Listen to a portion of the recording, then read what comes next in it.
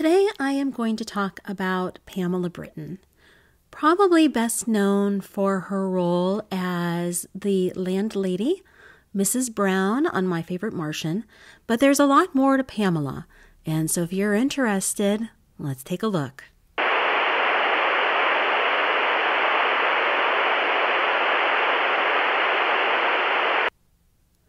Pamela was born Armilda Jane Owens on March 19, 1923 in Milwaukee, Wisconsin. She was the daughter of Ethel and Dr. Raymond Owens.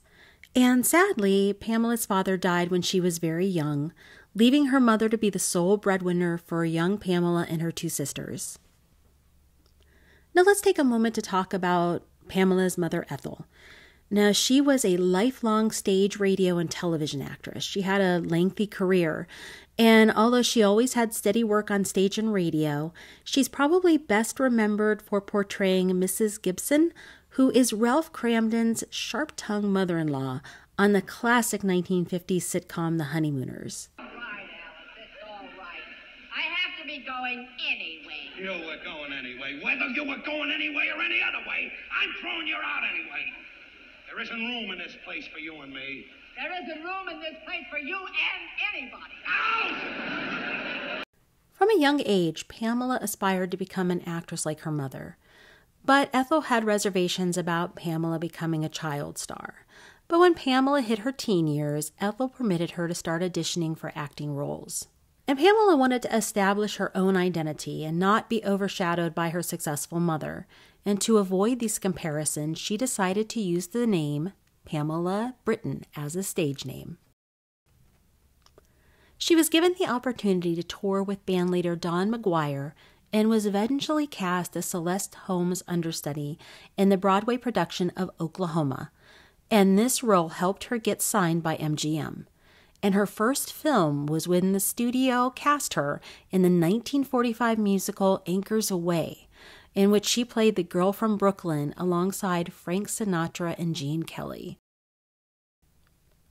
Pamela was cast in the 1946 film A Letter for Evie, but after filming she decided to briefly step away from Hollywood and return to the stage, playing Meg Brocky in the 1947 Broadway production of Brigadoon. Pamela returned to the big screen in 1950, taking a small role in the Clark Gable and Loretta Young romantic comedy Key to the City.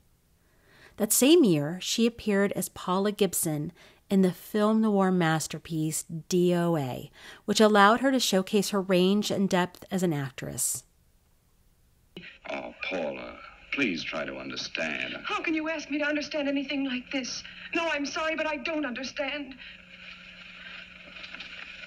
Go to San Francisco, but don't expect me to be waiting for you when you get back. And as if she wasn't busy enough, Pamela went on to star in Watch the Birdie alongside Red Skelton and Ann Miller, which marked her third film to be released in 1 year. By 1950, Pamela had been married for several years and had given birth to her only child, Catherine, in 1947. She wanted to take some time off, and it would be nearly 20 years before she would appear again on the silver screen. During her break from Hollywood, Pamela was cast as Adelaide in a national traveling production of Guys and Dolls. But eventually, Pamela was lured back to filming, but this time it was for television. In 1957, she took the lead role in the NBC television adaptation of the popular comic strip Blondie. She starred alongside Arthur Lake, who you probably best remember for playing Dagwood Bumstead in the 1930s and 1940s Blondie films.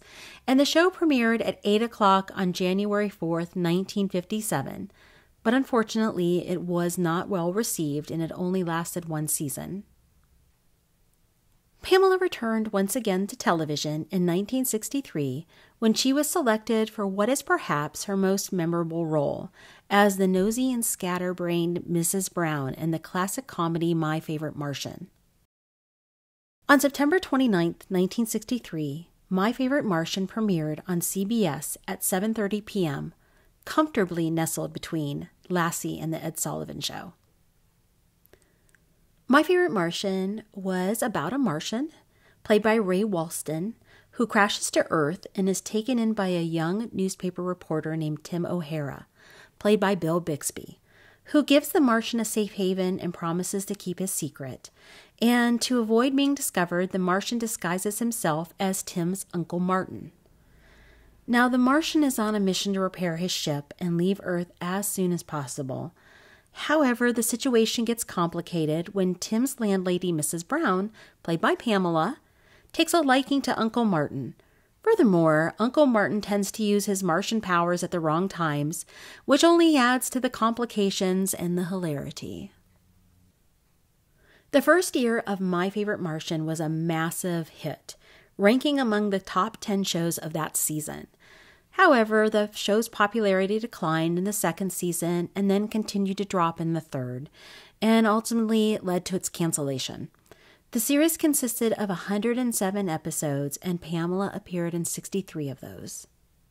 After a 19-year hiatus, Pamela returned to the big screen and appeared in the 1969 film If It's Tuesday, This Must Be Belgium. She made her last film appearance in Suppose They Gave a War and Nobody Came in 1970. Pamela was performing at the Arlington Park Theater alongside Don Knotts in the show Mind with the Dirty Man, when she was admitted to the Northwest Community Hospital in Arlington Heights, Illinois. And it was there that she passed away from brain cancer on June 17, 1974. She was only 51 years old. Pamela left behind her daughter, a grandson, her sisters, her mother Ethel, who lived to be over 100 years old, and her husband, Captain Arthur Steele, whom she wed in 1943.